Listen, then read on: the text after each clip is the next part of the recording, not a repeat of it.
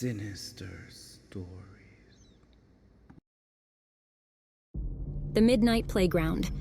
In the heart of the sleepy town of Fairhaven, there stood a toy store known as Enchanted Playthings.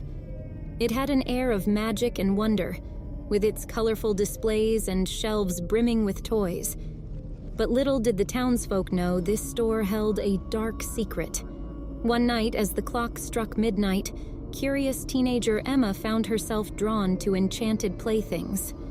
She had heard rumors of strange occurrences within its walls, but dismissed them as mere superstitions. Ignoring the warning signs, she pushed open the creaking door and stepped inside, unaware of the horrors that awaited her. As Emma explored the enchanting aisles, marveling at the array of toys, the door slammed shut behind her. Panic set in as she realized she was trapped inside the store. The once inviting atmosphere transformed into a twisted and eerie playground.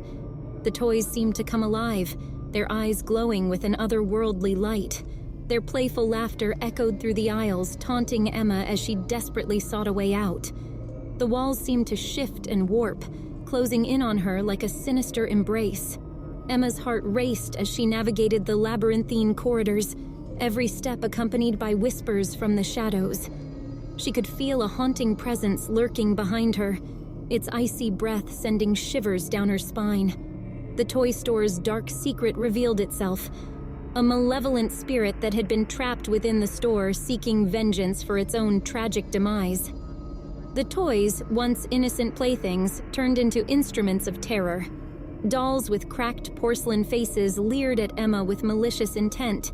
Mechanical clowns cackled maniacally, their jaws opening wider than humanly possible. Stuffed animals with razor-sharp claws lurked in the shadows, ready to pounce.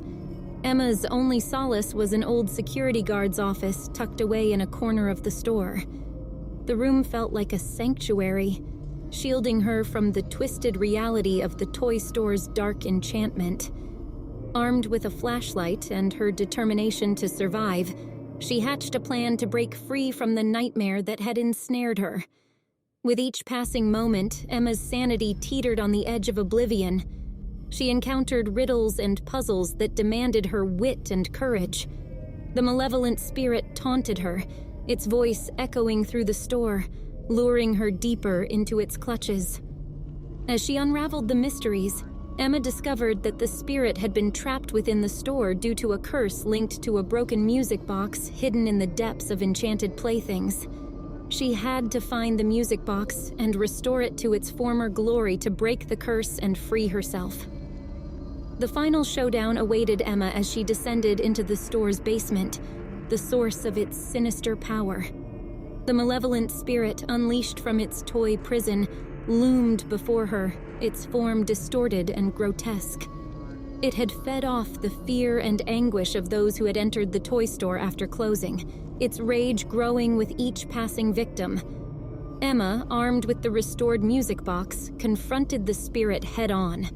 She mustered every ounce of courage she possessed, facing the malevolence with unwavering determination. With a surge of power, she played the haunting melody on the music box, releasing a burst of ethereal light that engulfed the store.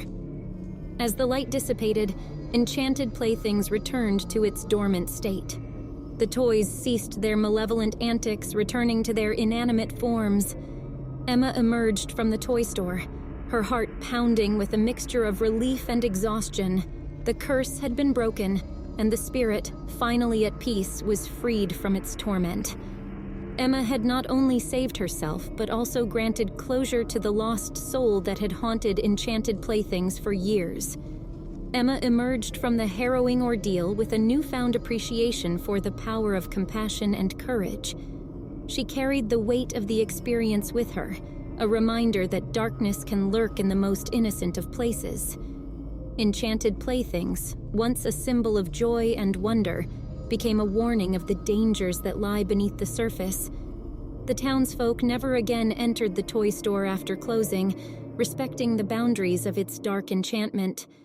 And as for Emma, she became an advocate for those who fell victim to curses and trapped spirits. She dedicated her life to helping others find their way out of the darkness. armed with the knowledge that even the most twisted nightmares can be overcome with the power of resilience and inner strength.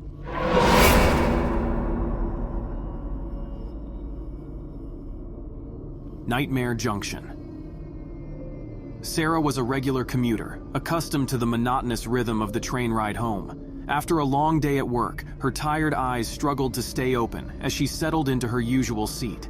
The gentle sway of the train and the hum of its engine lulled her into a deep slumber. Unbeknownst to Sarah, a sinister force lurked within the train, awaiting its opportunity to wreak havoc on unsuspecting passengers. As the train barreled through the darkness, it deviated from its usual course, veering into uncharted territory, the train yard. Sarah awoke with a start, her eyes flickering open to find herself surrounded by an eerie silence. Panic gripped her as she realized the train had come to a halt in a desolate, unfamiliar place. She glanced out the window to see rows of motionless trains, their steel skeletons resembling tombstones in a graveyard. Her heart pounded in her chest as she searched for signs of life. But the train yard remained eerily vacant, devoid of any other passengers or even a single railway worker. The darkness seemed to engulf her, casting a chilling shadow over her sense of security. As Sarah stepped onto the platform, a chill wind whispered through the night, carrying with it an ethereal melody of distant whispers. The voices seemed to beckon her, their words indiscernible, but filled with a sense of urgency and foreboding. Fear gnawed at her, urging her to flee, but an inexplicable curiosity gripped her soul. She followed the whispers, their echoes leading her deeper into the heart of the train yard, where abandoned carriages stood like ghostly sentinels. The train yard twisted and distorted, its once familiar pathways transforming into a disorienting maze. Sarah stumbled through the dimly lit corridors, her footsteps muffled by the oppressive silence that enveloped her. Each turn seemed to lead her further into the unknown, as if the train yard itself were alive, toying with her desperate attempts to escape. Time lost its meaning as Sarah traversed the eerie landscape. Minutes felt like hours, and the darkness seemed to stretch endlessly. She became trapped in a nightmarish limbo, a purgatory between the realms of the living and the dead. Amidst the disorienting labyrinth, Sarah caught a glimpse of a figure in the distance, a spectral conductor with an otherworldly aura. His eyes glowed with an unholy light, fixated upon her with a mix of sorrow and malevolence. It was then she realized the truth. The train yard was haunted by the spirits of those who had met their demise within its confines. The conductor beckoned her closer, his voice a spectral whisper that cut through the silence. He revealed that Sarah was not the first to fall victim to the train yard's malevolent grip. Countless others had been trapped within its nightmarish realm, forever lost to the world. As Sarah's sanity teetered on the edge of collapse, the train yard played merciless tricks on her mind. Shadows danced and twisted, forming grotesque shapes that whispered her darkest fears. Illusions and phantoms surrounded her, their ghostly presence testing her will to survive.